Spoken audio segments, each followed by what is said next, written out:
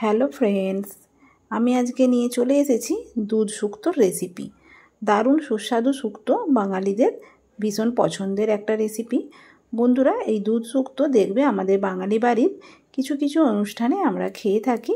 তো আজকে আমি সেই রকমই বাঙালি বাড়ির অনুষ্ঠানে যেরকমভাবে শুক্তোটা বানিয়ে নেয় সেইভাবেই তোমাদের সঙ্গে শেয়ার করব। চলো দেখে নেওয়া যাক।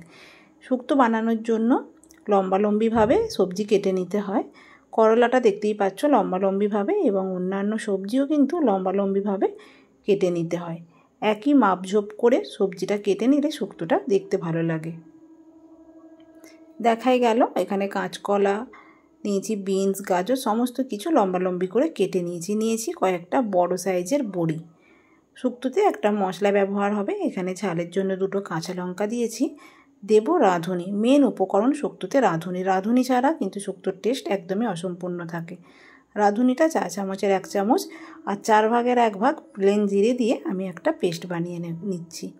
এখানে দেখো বন্ধুরা, 4 চামচের 1/2 চামচের থেকেও একটু কম পরিমাণ নিলাম মৌরি, আর নেব সাদা সর্ষে 4 চামচের 1/2 চামচ দিয়ে এটাকে ড্রাই রোস্ট করে রেখে দেব। এটা হলো শুকনো উপকরণ, এটা আমি রেসিপির মধ্যে পরে মিশিয়ে নেব।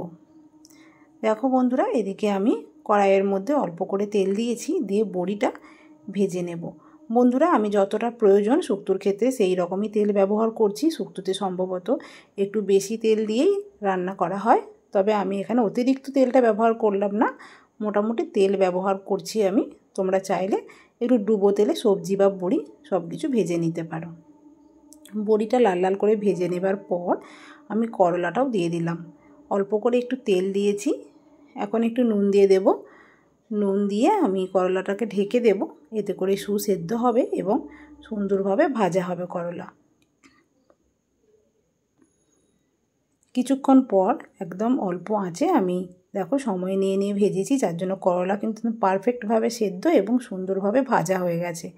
ঠিক এই রকমভাবে করলাটা ভেজে তোমরাও তুলে নেবে।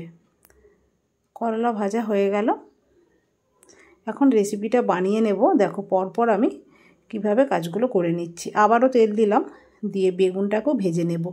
একদম নরম করে ভাজবো না, তবে বেশ একটু লাল লাল করে ভেজে নেব।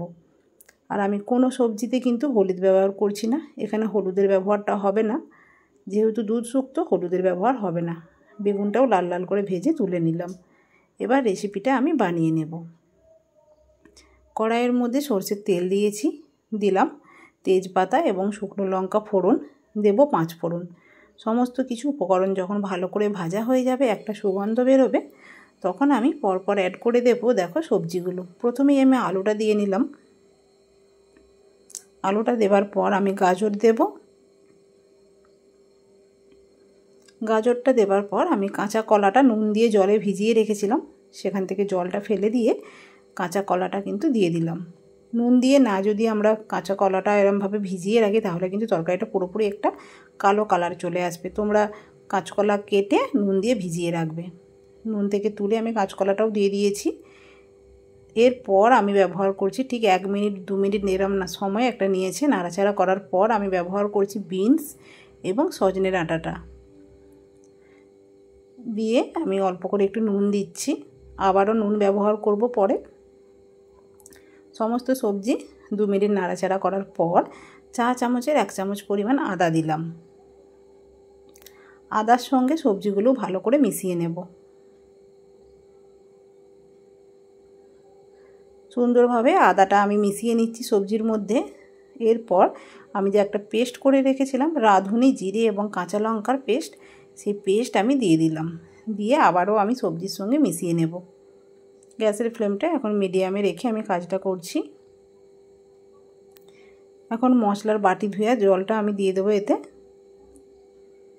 এতে করে অনেকটাই মশলা লেগে থাকে, সেই বাটিটা ধুয়ে আমি জলটা দিয়ে দিলাম।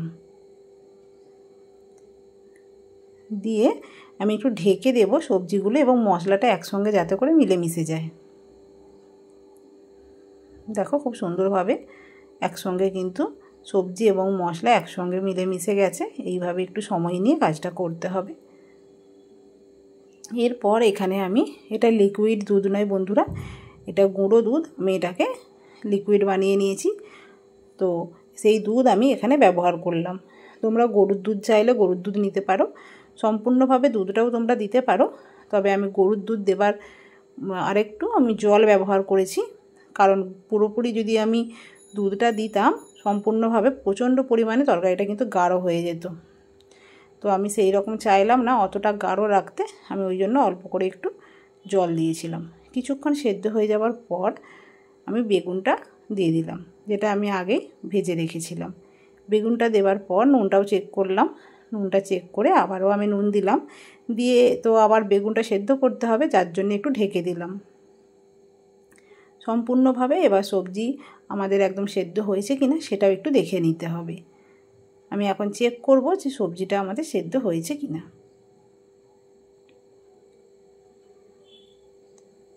তো সবজি আমাদের সেদ্ধ হয়েই গেছে, আমি তোমাদের দেখিয়ে দিচ্ছি।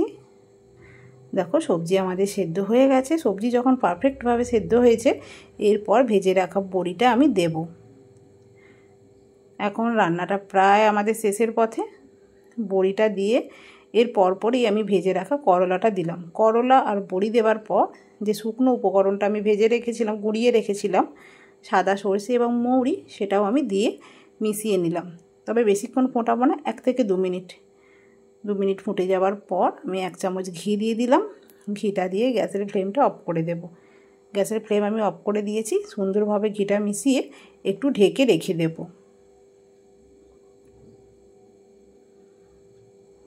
দেখো এবার ঢাকাটা খুলে দেখিয়ে দিই কেমনভাবে তৈরি করলাম তোমাদের, সেটাই দেখালাম আজ দুধ শুক্তোর রেসিপি। বন্ধুরা কেমন লাগলো কমেন্টের মাধ্যমে জানিও। শুক্তো তো আমাদের প্রায়ই বানাতে হয় বাড়িতে, তোমরা একবার এইভাবে বাড়িতে বানাবে, কমেন্টের মাধ্যমে জানিও বন্ধুরা। আজ আসি, টাটা।